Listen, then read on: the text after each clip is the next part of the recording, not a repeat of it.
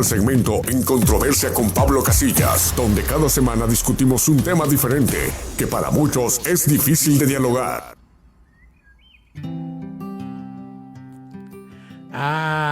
Bueno, aclarando ahí el punto con la hermana Lupita Julián, dice que ella le abrió el Facebook, ese es su esposo, pero que se le olvidó la contraseña. Ahí aclaré, pero si había hoy un Facebook del hermano. Pero ya estamos saludando al pastor Pablo Casillas en esta mañana. Pastor, gracias por darnos vamos a darle la oportunidad a usted de estar con nosotros en esta mañana y compartir de lo que se refiere este tema que estaba dando mucho de qué hablar y que muchos dicen, ya este es el principio del fin. Y hay muchas preguntas por aquí, pero antes que eso, ¿cómo está? Buenos días.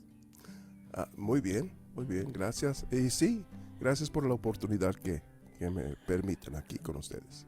Y gracias a usted por la oportunidad que nos da a nosotros de poder también tenerlo y darse este tiempo, en verdad. Se lo digo, ya llevamos un buen tiempo con usted, pastor, teniendo este segmento y sé que es una preparación que usted se mete a escudriñar la palabra y pues obviamente traernos estas respuestas que para muchos son controversiales. Así que hoy estamos hablando del fin del mundo y la pregunta es, ¿será ya el fin del mundo con todo lo que estamos escuchando en este momento? Bueno, primero, el evento que en general se conoce como el fin del mundo está descrito en 2 de Pedro, Saúl. Capítulo 3, versículo 10.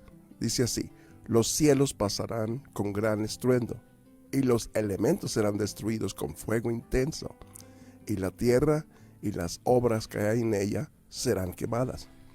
Ahora, esta es la culminación de una serie de eventos conocidos como el Día del Señor, y el tiempo cuando Dios intervendrá en la historia humana para su juicio. Ese tiempo, todo lo que Dios ha creado, los cielos y la tierra, como vimos en Génesis 1:1, será destruido por Él. Ahora, la fecha de este evento, de acuerdo a la mayoría de los eruditos bíblicos, es al final del periodo de 1000 años llamado el milenio. Y durante estos 1000 años, Cristo reinará en la tierra como rey en Jerusalén, sentado en el trono de David y gobernando en paz, pero con vara de hierro. Al final de los 1000 años, Satanás será soltado, vencido nuevamente y luego lanzado al lago de fuego. Entonces, después del juicio final de Dios, ocurrirá el final del mundo descrito en 2 de Pedro, capítulo 3 y versículo 10. Excelente, pastor. Y bueno, pues obviamente hay más preguntas, más dudas referente a este tema y aquí está también Ceci para poderle hacer otra pregunta. Hola, pastor, buenos días. Hola. Pastor, si no estamos cerca del fin del mundo, ¿a qué se refiere Mateo 24:6 cuando dice que aún no es el fin? Wow, esa pregunta sí está algo directa, pastora, y medio complicada. A mí ya me la habían hecho y yo dije, ¿qué podemos podemos decirle a los jóvenes que me dicen, bueno, si ustedes dicen que ya dice que ya es parte del fin, ¿y por qué en la Biblia dice aún no es el fin? Es muy buena pregunta. Okay. Bueno, para entender lo que debería suceder antes del fin, necesitamos leer Mateo 24:3. Uh-huh. Y si estando él sentado en el monte de los olivos, los discípulos se le acercaron aparte diciendo, dinos, ¿cuándo serán estas cosas? ¿Y qué señal habrá de tu venida y del fin del siglo? En Mateo 24:1, los discípulos hicieron estas 3 preguntas después que Jesús salió del templo. En el versículo 2, Jesús menciona que el templo y los demás edificios serían destruidos. En el versículo 2 dice, ¿veis todo esto? De cierto os digo que no quedará aquí piedra sobre piedra que no sea derribada. Ahora, note esto. La primera pregunta es, ¿cuándo serán estas cosas?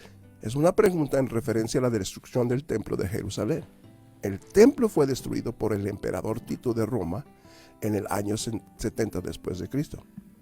A continuación, Cristo respondió a la tercera pregunta primero y luego respondió a la segunda pregunta último.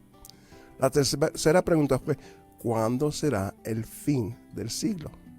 El primer tema tratado por el Señor fue la señal del fin de la época, porque el mundo nunca llegará a su fin.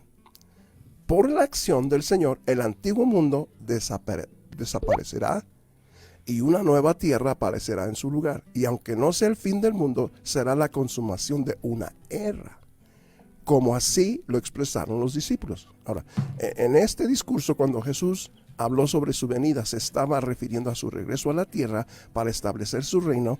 En aquellos días finales de la época y de la nación de Israel, la iglesia no aparece en escena porque habrá sido removida en un periodo de guerras, grandes convulsiones, opresión y con una intensidad nunca experimentada en la historia, periodo llamado por Jesús mismo la Gran Tribulación. Okay. Excelente. Ahora, pastor, ¿cuál debe de ser la mayor preocupación ahorita, en estos tiempos, para lo que estamos enfrentando? En la mañana veía por ahí un documental donde salía en una entrevista que hacían a una mujer de Ucrania y tenía mucho miedo y decía que obviamente su familia estaba con gran preocupación y le hicieron esa pregunta. Está preocupada por lo que está sucediendo en este tiempo y ella dijo: no puedo comentar nada, pero siento que se acerca el fin. Bueno, no me gustaría estar en su lugar, pero ya enfocándonos directamente en las Escrituras, en nuestro tiempo, un motivo especial de preocupación serían los falsos maestros cuya enseñanza debería ser examinada frente a las Sagradas Escrituras. Leemos nosotros en Mateo 24:5, dice de nuestro pasaje, que añade: porque muchos vendrán en mi nombre diciendo yo soy el Cristo, y engañarán a muchos. Creo que esa es la preocupación principal. Bueno, entonces hay que estar listos en este momento para de alguna manera aquellos hombres, mujeres que se levanten y que de alguna manera estén trayendo mensajes. Y fíjese que me llamó mucho la atención este fin de semana. Andábamos por aquí por una calle, avenida muy conocida de San Antonio, General Mullen, y por ahí por la Castroville, y había un grupo de hombres vestidos de negro, muy, muy bien vestidos, también con mujeres a su lado, y estaban entregando un periódico. Y me llamó mucho la atención porque te tocaban a la ventana de tu carro para que la bajaras y entregarte lo que viene siendo el periódico. Y una de las cosas que me llamó mucho la atención es que al momento de darte el periódico te decían: tenemos una reunión a las 6 de la tarde donde te vamos a hablar de Dios y de la verdad. Nosotros creemos en la Biblia y el Corán. Oh, wow. Sí. Entonces, te quedas así como que, wow, ya ellos, y gente hablando español, no me hablaron en inglés, sino que ya las muchas religiones se están apoderando de muchos oídos. Y la verdad, cada vez más va a ser difícil de llegar al hombre, pero sí sabemos que va a tener que haber un avivamiento antes de que esto suceda. Pero a esto me refiero a la siguiente pregunta: ¿qué señal habrá de la venida del Señor Jesús? ¿Y qué otra señal habrá perteneciente antes de la venida del Señor Jesús? Okay. Dos en una. Ok. ¿Qué señal habrá de la venida de Jesús? Bueno, las señales son varias, pero una de las señales de la venida de Cristo se encuentra en Mateo 24:32. De la higuera aprender la parábola, cuando ya su rama está tierna. Ahora, no puedo entrar en mucho detalle por el tiempo, pero este es un versículo que señala el renacimiento de la nación de Israel, que sucedió en el año mayo 14, en mayo 14 del 1948. Entonces eso es algo que ya sucedió, pero esa marca la generación o las personas que van a estar vivas cuando regrese el Señor Jesucristo. Ahora, ¿qué otra señal será pertinente antes de la venida de Cristo? Mateo 28, 19, 20 dice, por tanto, ir y hacer discípulos a todas las naciones, bautizándolos en el nombre del Padre, del Hijo y del Espíritu Santo, enseñándoles que guarden todas las cosas que os he mandado. He aquí, yo estoy con vosotros todos los días hasta el fin del mundo.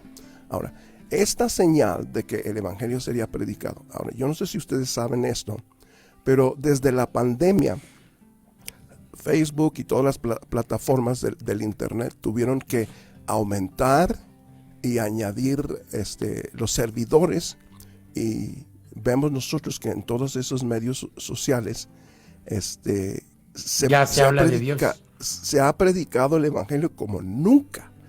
Y esta es una señal. Yo personalmente creo que el evangelio ha llegado a todos los rincones de la tierra en esta fecha que nosotros vivimos. Esta es una señal pertinente y yo creo que la hemos visto cumplida. Ustedes están ayudando a realizar esta profecía. Ahora, la última, y con esto cerramos. Pastor, Ok. ¿cuándo será el arrebatamiento de la iglesia? Todos queremos saber. Sí. Ok, bueno, nosotros sabemos que hay un tiempo en las escrituras llamada la tribulación. El arrebatamiento de la iglesia, yo sé que hay mucha controversia sobre esto, ocurrirá antes de la tribulación. Y a continuación le voy a explicar por qué.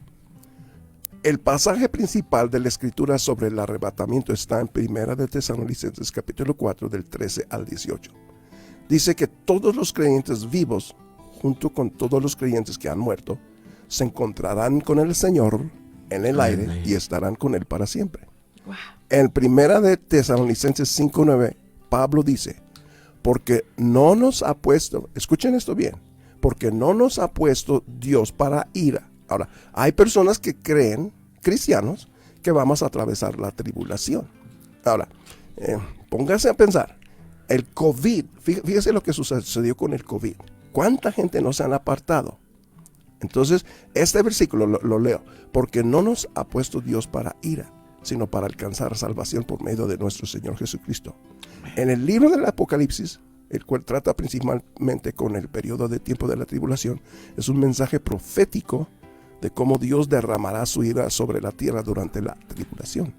Parecería inconsistente, enfatizo, ¿ok? Parecería inconsistente la promesa de Dios a los creyentes de que ellos no sufrirán la ira y después dejarlos sufriendo en la tierra durante la ira de la tribulación. El hecho de que Dios promete librar a los cristianos de la ira, poco después de prometer llevarse a su pueblo de la tierra, parece enlazar juntos a estos dos eventos. Así es. Pues bueno, ahí estamos ya concluyendo. Ahora la pregunta es, ¿estamos preparados? El domingo estábamos en la iglesia y en un momento de la alabanza y de la adoración, yo les decía a las personas que estaban en la congregación, le digo, cierren sus ojos. Y le hablé principalmente a jóvenes y a los niños, les dije, a ver, los niños, todos cierren sus ojos, todo ojo cerrado. Y yo le voy a invitar a usted que me está escuchando a que cierre sus ojos. Si va manejando, obviamente no, pero ciérrelo brevemente y ábralo. Y dice la palabra del Señor que así será, en un abrir y cerrar de ojos. Entonces le digo, tenga cuidado y busque que cuando usted cierra y abre sus ojos, ya no esté aquí, no, o no vaya a ser uno de los que diga, pues, como que se fueron algunos. ¿Qué pasó? Y hay muchos accidentes en este momento. ¿Qué está sucediendo? Porque así va a ser ese día, que para muchos va a ser un día terrible, que yo creo que se va a marcar ese día y nunca va a ser olvidado para los que se queden, pero nosotros va a ser el día glorioso y majestuoso, donde estaremos en las nubes siendo arrebatados por nuestro Señor Jesús. Y de ahí en adelante, pues todo lo que viene, los galardones, la cena, la boda, las bodas del Cordero y todo lo demás, todos vestidos de gala. Y bueno, algunos que se queden o que de alguna manera estén aquí estarán diciendo, sí pasó, sí era verdad. Lo que a lo mejor pensábamos que era un mito o una fábula, un cuento, ya aconteció. Y tristemente, pues es lo que vamos a estar viendo. Que no sea su caso, ni que sea el de nosotros. Si escucha la radio y está alguien aquí hablando, pues créale que ya se quedó y ahí le va a estar predicando a lo mejor. O quién sabe, a lo mejor ya no va a escuchar nada más que pura música grabada de la computadora. Que eso quisiera yo, que fuera ese caso. Que eso sucediera, que ya no dijeran, ya no salieron los de tempranito. Todos se fueron. Todos nos fuimos. Y si acaso se queda uno, pues que se quede con todo. Se lo regalamos y lo disfrute en la gran tribulación. Saúl, Mande. para terminar, las profecías que se están cumpliendo de a diario son confirmación y como que dice, son pruebas contundentes que lo que esperamos en cuanto a la venida de Jesús, en cuanto al arrebatamiento, se confirma que sí va a suceder. Porque hay profecías que esperábamos y se están cumpliendo delante de nuestros ojos. Así es. Hermana Brenda, qué bueno que está agradecida con el Señor. Y gracias a usted, pastor, por darnos esta enseñanza y de alguna manera reflexionar.